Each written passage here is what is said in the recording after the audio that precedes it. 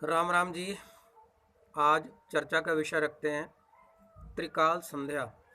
त्रि का अर्थ यहाँ है तीन और काल का अर्थ समय है, अर्थात दिन के तीन समय सुबह दोपहर शाम की जाने वाली संध्या। संध्या का अर्थ यहाँ जोड़ से है रात्रि का जाना और सूरज का निकलना। तो जो बीच का मध्य समय है, रात्रि और दिन का मध्य का समय जो है वो यहाँ संध्या काल कहलाएगा। सूरज उगा, सूरज छिपा, इन दोनों का मध्य जब पॉइंट है वो यहाँ दोपहर की संध्या कहलाएगा। शाम के समय दिन का जाना और रात्रि का आना, इसके जो बीच का मध्य का समय है वो सायकाल संध्या कहलाएगा।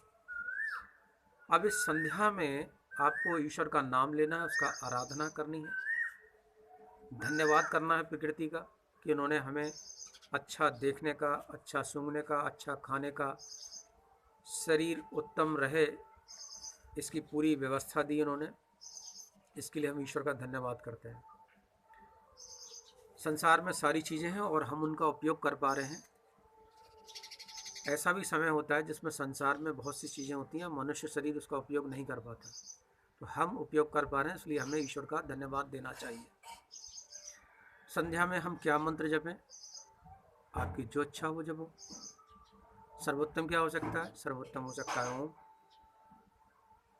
जो निराकार रूप है ईश्वर का वो ओम है। जो साकार रूप है वो शिव जी हैं। शिव जी को ही निराकार के रूप में ओम कहा गया। साकार के रूप में लोगों ने शिवलिंग की आराधना की। ऐसा आपको रावण द्वारा रचित रावण संहिता में उल्लेख मिल सकता है। तो यदि आप मुझसे पूछें कि मुझे संध्या में क्या करना चाहिए, तो मैं कहूँगा ओम का जाप करना चाहिए। तो ओम ओम ओम अगर ऐसे करते हैं तो ये तरीका गलत है। उच्चारण का एक तरीका है, तो आपको ऐसे करना है, सीधे ऐसे बैठ जाना है, रीढ़ की हड्डी को सीधा रखना है और बोलना है, फेफड़ों में सांस भर लेनी है और कहना है ओम।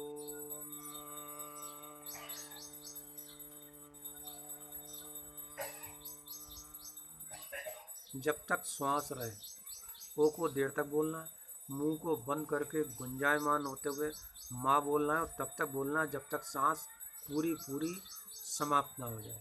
नाभि धीरे धीरे धीरे धीरे अंदर जाती है, इसमें फेफड़ों की एक्सरसाइज भी होती है, ये विज्ञान हो गया। अगर आप ऐसा करेंगे तो आपको साइंटिफिक तरीके से दो लाभ होने। चूँकि मैं विज्ञान का विद्यार्थी हूँ, इसलिए उसमें विज्ञान कहीं ना कहीं आ ही जाएगा। आप करेंगे ऐसे ओम।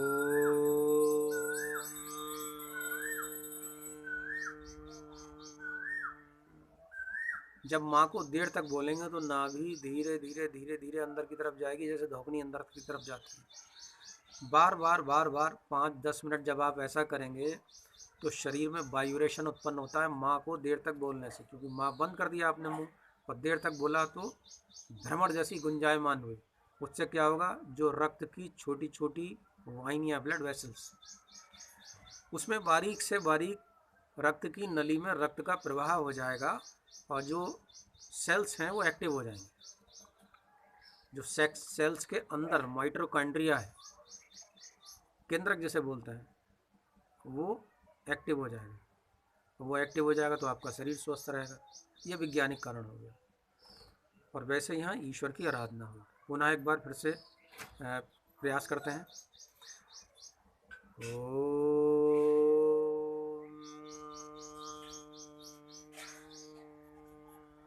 इस तरीके से ओम का उच्चारण करना है। क्या ओम से पहले भी कोई शब्द लग सकता है? हाँ, लग सकता है। हरि ओम,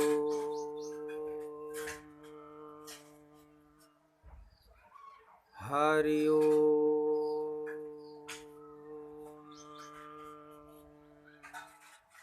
तो आपने हरिओम शब्द लगाया, हरि ओम, हरिओम हरिओम हरिओम। जब आप किसी से फ़ोन पे बात करते हैं, कॉल आती है, तो आप इधर से कहते हैं हेलो, तो आप हेलो की जगह कहें हरिओम। आप दूसरा शब्द भी कह सकते हैं, हाँ जी बोलिए। तो आज हमने चर्चा की त्रिकाल संध्या पर। अब इसमें दो तरह की संध्या हैं। एक वो जिसमें आप किसी अभीष्ट कार्य को लेकर संध्या करते हैं कि मेरा अमुक कार्य पूरा हो जाए, इसके लिए मैं ये संध्या करता हूँ। जैसे मेरा पुत्र जो है वो ज्ञानवान हो जाए, उसकी शिक्षा अच्छी हो जाए, या विवाह शीघ्र हो जाए पुत्री का, इसलिए मैं ये संध्या कर रहा हूँ। तो ये आपकी संकल्प सहित हो गई। संकल्प क्या है? ब्रह्मा से लेकर और वर्तमान तक जिस दिन आप पूजा कर रहे हैं उस दिन के समय के कालखंड को उच्चारित कर देना और अपना उद्देश्य बता देना, अपना नाम ले लेना, अपने गोत्र का नाम ले लेना, ये संकल्प कहलाता है। जिसमें आपको किसी ब्राह्मण से सहायता लेने पड़ेगी, और जो संकल्प में आप दक्षिणा का प्रयोग करेंगे वो उस ब्राह्मण को भेजना पड़ेगा। इसमें आप मेरी भी सहायता ले सकते हैं।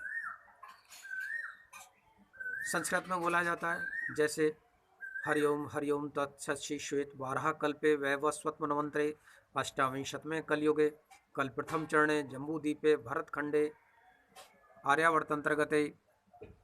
अब इसके बाद आपको वर्ष का उल्लेख करना है, वर्ष में जो माह चल रहा है उसका उल्लेख करना है, शुक्ल पक्ष या कृष्ण पक्ष चल रहा है उसका उल्लेख करना है, जो तिथि चल रही है, जो बार है उसका उल्लेख करना है, अपना नाम लेना है, अपना गोत्र का नाम लेना है, फिर अभीष्ट कार्य बोलना है, फिर संकल्प लेना कि मैं ये कार्य इतने दिन तक करूँगा, मुझे ये फल चाहिए। ये कह के जल को ज़मीन पे छोड़ देते हैं, इसे संकल्प कहते हैं। ये आप, चूँकि संकल्प हर रोज़ का अलग होता है, तिथि बदल जाती है, समय बदल जाता है, प्रत्येक व्यक्तिगत बोलने का तरीका भी अलग अलग है। मैं इसमें थोड़ा कुछ और बोलूँगा, दूसरा व्यक्ति कुछ और बोल सकता है। दूसरा व्यक्ति हो सकता है सूर्य किस नक्षत्र में, चंद्रमा किस नक्षत्र में, मंगल किस नक्षत्र में, बुध किस नक्षत्र में, गुरु किस नक्षत्र में, शुक्र किस नक्षत्र में, शनि किस नक्षत्र में, राहु केतु किस नक्षत्र में, इसका भी उल्लेख कर सकता हूँ। तो अब निष्काम पूजा की बात करते हैं। निष्काम पूजा में हमें कोई कामना ही नहीं है, हमें ये भी कामना नहीं है कि मोक्ष मिल जाए, बस भगवान का नाम लेना। तो ये निष्काम पूजा हो गई। सकाम संध्या, निष्काम संध्या। आज की बात यहाँ पूर्ण होती है। हरिओम। मैं पंडित राकेश पांडे, बरेली, उत्तर प्रदेश, भारतवर्ष, जम्बू द्वीप। फेसबुक, व्हाट्सएप, यूट्यूब, पेटीएम, पे फ़ोन का नंबर है 9837235505। पुनः एक बार हरिओम।